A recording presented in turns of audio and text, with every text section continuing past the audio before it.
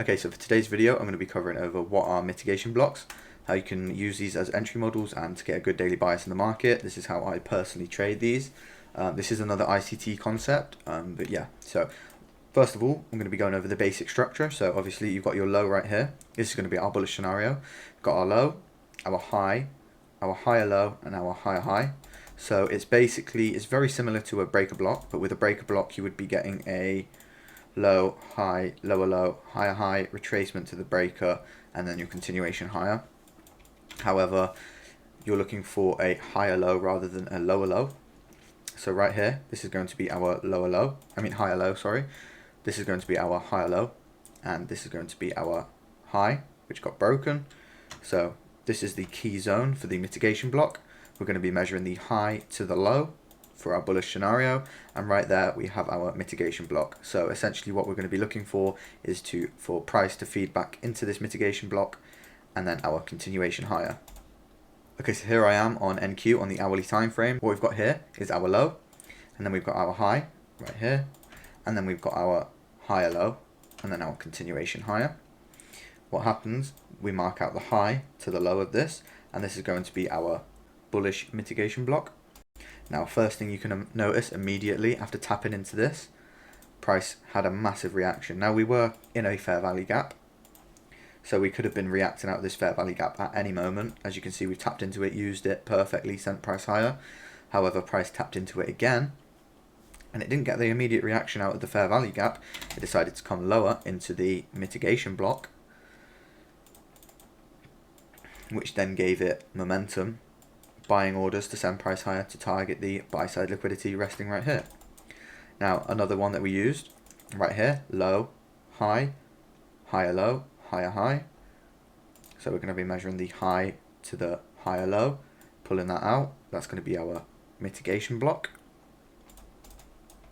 Now what you can see here, price used it, sent price higher, buy side liquidity, hunted out after taking out the mitigation block, traded higher. We've come lower, we've come back into the mitigation block, and we're holding this level right here inside the mitigation block.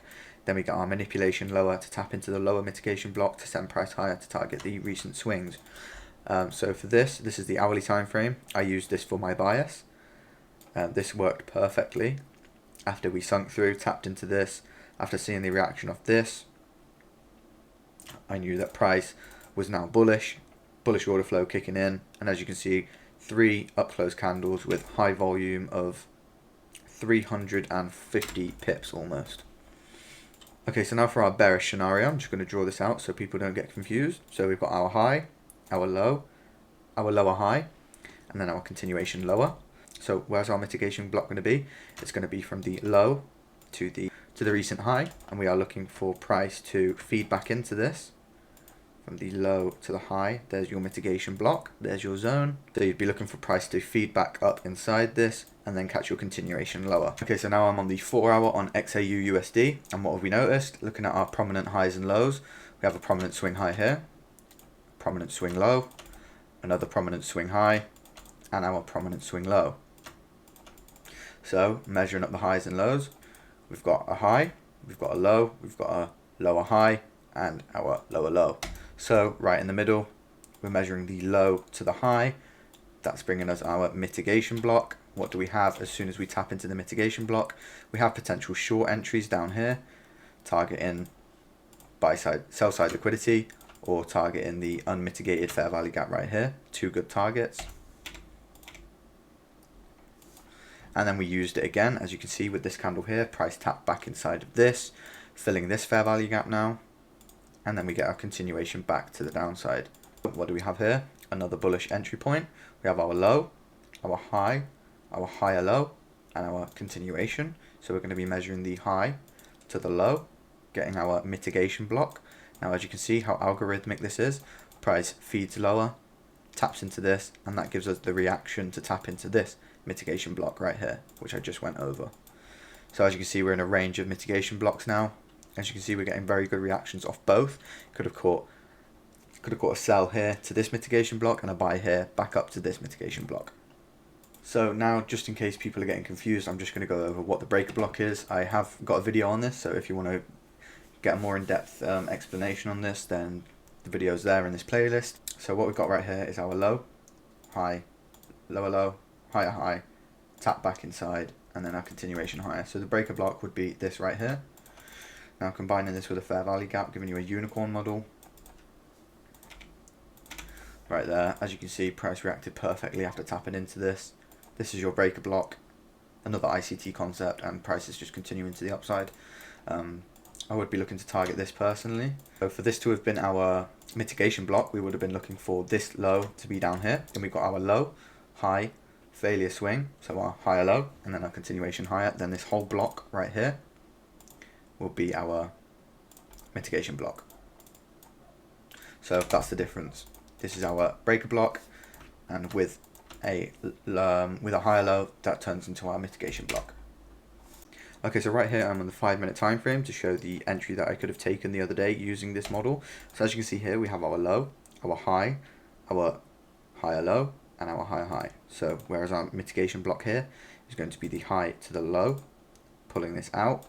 As you can see, once we created our higher high here, this was a valid mitigation block. Now this could have been a potential entry point for people trading this. As you can see, it also aligns with a fair value gap. So the entry could have been off the fair value gap inside of the mitigation block. So right here, entry inside of the fair value gap, stop loss below the lows, target in recent swing highs. Right here, just like that, would have had a winning trade. So right here is a bearish one. Pause the video right now, see if you can figure out where this one is. If you got it right, this is the mitigation block right here. See, we have our high, low, lower high, continuation to the downside. This will be our mitigation block. We have a retracement back up inside into the range, tapping consequent encroachment of this mitigation block, and then we're getting our continuation lower. And this would have hit full TP if you're targeting this recent swing low. Okay, so that is going to be all for today's video on mitigation blocks. You can pause this and screenshot this if you want.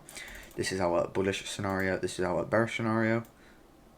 How I have learnt this is I used to label my points. So we've got A, B, C, D, and E for entry.